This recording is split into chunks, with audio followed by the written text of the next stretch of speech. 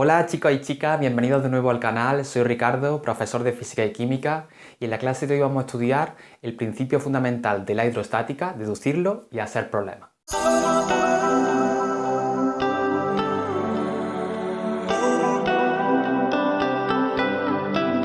Lo primero que se nos plantea, y tiene sentido, es preguntarse que qué es la hidrostática. Pues bien, la hidrostática es la parte de la física que se encarga del estudio de los fluidos cuando están quietos. Estática significa quietos o que no tienen movimiento. También existe otra parte de la física que se llama la hidrodinámica, que se encarga precisamente de lo contrario, de los fluidos en movimiento.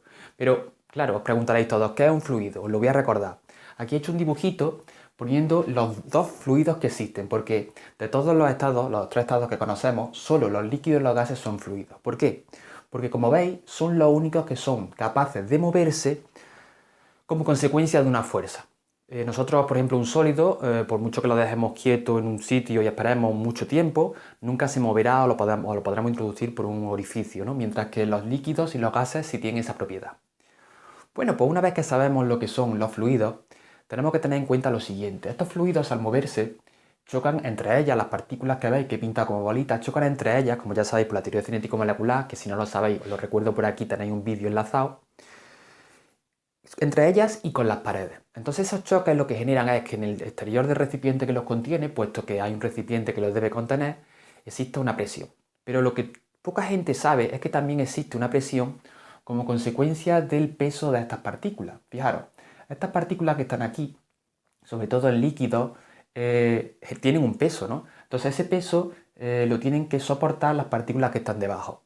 Por lo tanto, esas partículas que están más abajo están soportando una presión. A esa presión es la que se llama presión hidrostática y es la que vamos a deducir. A continuación voy a hacer la deducción de la fórmula que debemos usar en este tipo de problemas, que es la deducción de la presión hidrostática. Si alguien, por ejemplo, tiene mucha prisa y quiere ir directamente al problema, como lo he enlazado por capítulos, que vaya un poquito más adelante donde resuelvo el problema en cuestión. Para ayudarnos a la deducción he pintado un recipiente y en su interior un fluido líquido. Similar a este, pero ahora no he pintado las partículas para que sea más fácil. Y aquí dentro veis que he remarcado como otro cilindro. Este cilindro no es un cilindro que está ahí flotando sobre ese líquido que puede ser, por ejemplo, agua. No, aquí es como si hubiera pintado el contorno de un trocito de ese agua. Es decir, que todo esto es agua y aquí he pintado ese contorno.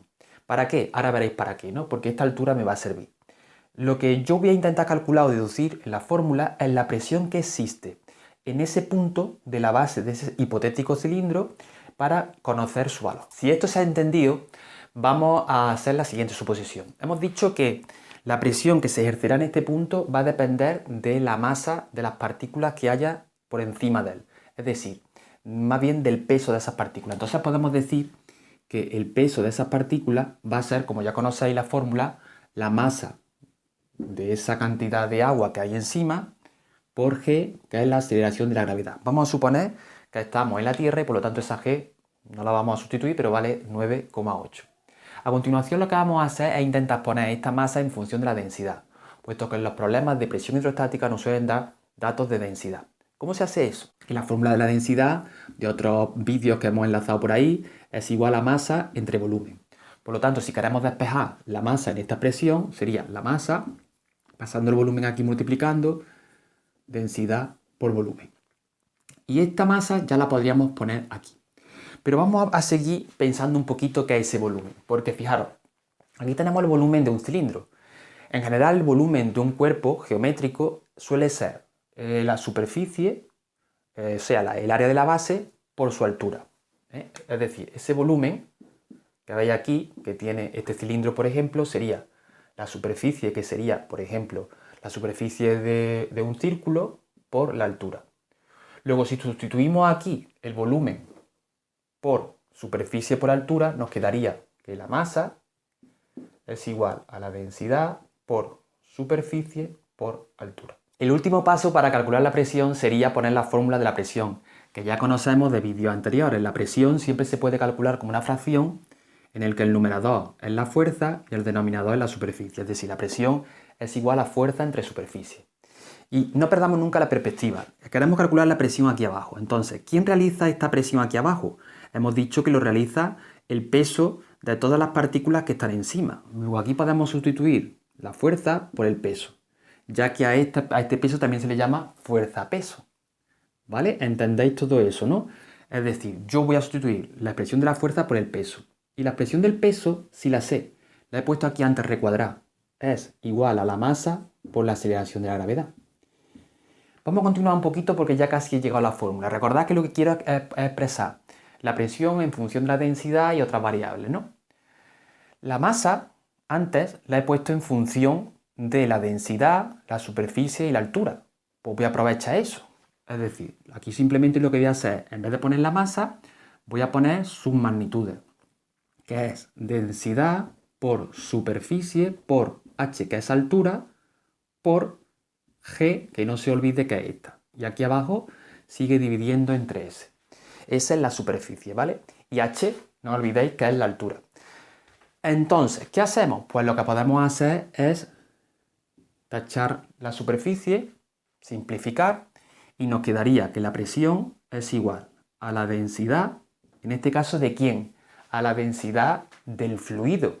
En este caso, del agua si fuera agua o aceite si fuera aceite, multiplicado por h, que es la altura, pero si veis, esta altura se puede sustituir por la expresión profundidad. Esta es la profundidad a la que quiero calcular la presión. ¿Y por qué? Que sería en este caso la aceleración de la gravedad del planeta en el que estamos. Y esta sería la expresión para calcular la presión hidrostática. Lo repito, la presión se calcula como la densidad del fluido por la h, que es la profundidad a la que quieres calcular esa presión, por g, que es aceleración de la gravedad. Aquí estamos con la resolución de un problema de presión hidrostática. Diría así: calcula la presión hidrostática y la fuerza. Aquí en este caso también te pide la fuerza, he querido poner este problema para que veamos los dos casos, a la que está sometida la cara superior de un cubo de Rubik. Un cubo de Rubik ya sabéis que es un cubito así, con diferentes colores, que se tiene que ordenar los colores en caras, ¿no? Dice que ese cubo de Rubik tiene 10 centímetros de lado y está en el fondo de una piscina, que yo ya he pintado aquí a la derecha, y esa piscina tiene 1,5 metros de profundidad. Y el cubito está aquí en el fondo.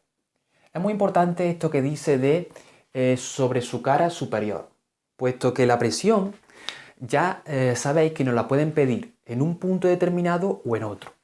No es lo mismo la presión que tendrá aquí en la cara superior del cubo que la que tendrá aquí abajo, ¿verdad? ¿Dónde tendrá una presión superior? Claro, la presión será mayor cuando la profundidad sea mayor, puesto que la fórmula que tenemos que usar, y ya lo voy a poner aquí, es la que hemos deducido en la parte anterior del vídeo, que dice que la presión es igual a la densidad del fluido. En este caso nos dice que es agua, por h, que es la profundidad, en este caso nos dice que es, ahora la veremos, y por g, que es la aceleración de la gravedad. En este caso, el problema está realizado en la Tierra. Lo primero que debemos de poner son los datos, ya sabéis. Yo lo he puesto aquí ya. Vamos a ir viendo, por ejemplo, la densidad, ¿no? La densidad, aquí nos lo dice, pero vamos a suponer que es agua. La densidad del agua ya sabéis que en el sistema internacional es 1000 kilos metro cúbico. Yo recomiendo que aquí, siempre que podáis, usáis las unidades en el sistema internacional. Otro dato que nos da es el lado. El lado es lo que mide la longitud de ese cubo de Rubik, ¿no? En este caso nos dice que son 10 centímetros, que si lo ponéis en el sistema internacional, puesto que vamos a trabajar con unidades del sistema internacional, habría que dividir entre 100 y saldría 0,1 metro, ¿vale? Y la profundidad h, aquí nos dice, podéis pensar que es 1,5 metros, pero ya habéis deducido antes que sería 1,5 si fuera la cara inferior, pero si es la cara superior, a esos 1,5 metros habría que quitarle, ¿no?, el lado precisamente, que es lo que mide de altura el cubo, es decir, 0,1. Luego la profundidad a la que se encuentra esta cara de arriba no es 1,5 metros. ¿Comprendéis que es 1,4 metros? Lo vuelvo a repetir, porque ahora no quieres calcular la presión aquí abajo, en el fondo, sino que quieres calcularla en la parte de su cara superior. Como un lado mide 0,1 metro, pues habrá que quitarle a 1,5, 0,1 y nos da 1,4. Este es el dato que tenemos que usar. Y la G, pues ya sabéis que es 9,8 metros segundo cuadrado, porque se supone que estamos en la Tierra. Pues simplemente eso, chicos. Ya tenemos todos los datos y solamente habría que ponerlos en la fórmula. Ya he recuadrado la fórmula y vamos a sustituir. Luego la presión, en este caso, sería la densidad, que es 1000, vamos a ponerla por ahí, por la profundidad, que es 1,4 en metros, y la G, 9,8. Luego la presión saldría 13.720 pascales. Porque recordad que la presión que nosotros calculamos con esta fórmula es una presión dada en unidades del Sistema Internacional. Y la unidad del Sistema Internacional de presión son los pascales. Esta unidad, como veis, sale con un valor muy grande porque el pascal, ya hemos dicho muchas veces, que es una unidad pequeña. Por lo tanto, si queréis pasar esta unidad, por ejemplo, a otra, como por ejemplo atmósfera, bares o milímetros de mercurio, lo podéis hacer. Ahora, para calcular la fuerza, tan solo tenemos que aplicar la fórmula presión es igual a fuerza entre superficie. Y por lo tanto, como lo que queremos calcular es la fuerza, tenemos que despejarla, pero eso es muy fácil de hacer, puesto que la superficie en este caso está dividiendo, pasa aquí multiplicando y se quedaría que es igual a la presión por la superficie. La presión ya la hemos calculado en el apartado anterior, lo veis aquí es 13.720 pascales.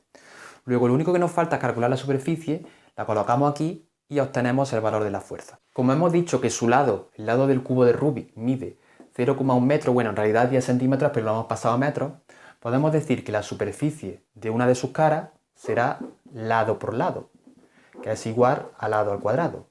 Sustituyendo, nos quedaría 0,1 al cuadrado, que es 0,01 metro al cuadrado. Y este valor, que es R cuadrado, es el que debemos de colocar aquí. Luego ya podemos calcular la fuerza, que sería fuerza es igual a la presión 13.720 por 0,01 y eso sale 137,2 newton, puesto que el newton es la unidad del Sistema Internacional en fuerza. Bueno chicos, hasta aquí el vídeo de hoy, espero que haya resultado interesante y ameno. Si aún así tenéis alguna duda, ya sabéis, hacérmela llegar a través de los comentarios y suscribiros, muy importante si aún no lo habéis hecho. Nos vemos en el siguiente vídeo, gracias, hasta la próxima, chao.